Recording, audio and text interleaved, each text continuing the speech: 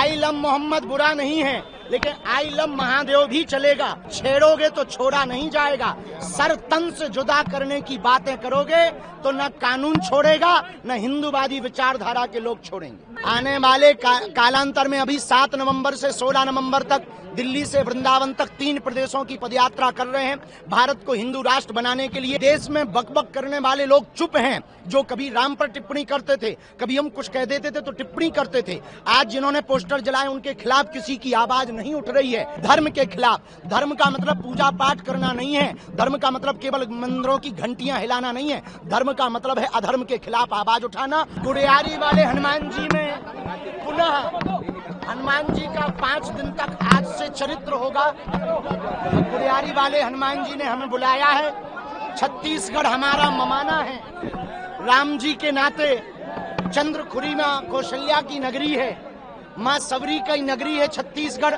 छत्तीसगढ़िया सबले बढ़िया है और छत्तीसगढ़ का स्नेह हमारे जीवन में अभूतपूर्व है। और यही वो जगह है जहाँ से हिंदू राष्ट्र की उद्घोषणा हमने की थी।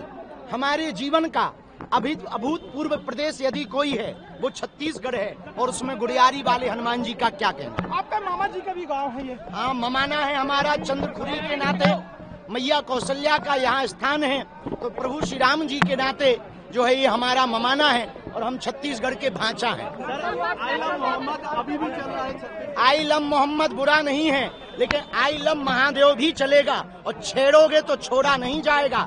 सर तन से जुदा करने की बातें करोगे तो न कानून छोड़ेगा न हिंदूवादी विचारधारा के लोग छोड़ेंगे। ये बहुत बड़ी शुभकामनाएं, चूंकि छत्तीसगढ़ के लिए ये काला धब्बा था। ये काला धब्बा मिटना निश्चित रूप से छत्तीसगढ़ के लिए आने वाले कालांतर में अभी 7 नवंबर से 16 नवंबर तक दिल्ली से वृंदावन तक 3 प्रदेशों की पदयात्रा कर रहे हैं। भारत को हिंदू राष्ट्र बनाने के लिए और सामाजिक समरसता के लिए। अभी तमिलनाडु में भगवान राम के पोस्टर को जलाया गया, जो इस देश में सबसे बड़ा निंदनीय है।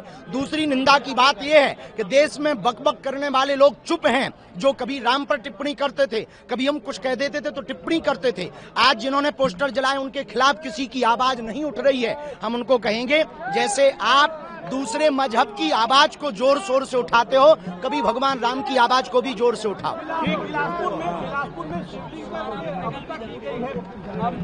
इस कहानी के बारे में पता नहीं है, पर जो भी होगा कथा के बीच में आज से 4 तारीख से रोज बोलेंगे। और जो भी बोलेगा धर्म के खिलाफ। धर्म का मतलब पूजा पाठ करना नहीं है। धर्म का मतलब केवल मंदिरों की घंटियां हिलाना नहीं है। धर्म का मतलब है अधर्म के खिलाफ आवाज उठाना और हिंदुओं को एक करना, मानवों की सेवा करना, सबको लेकर के चलना।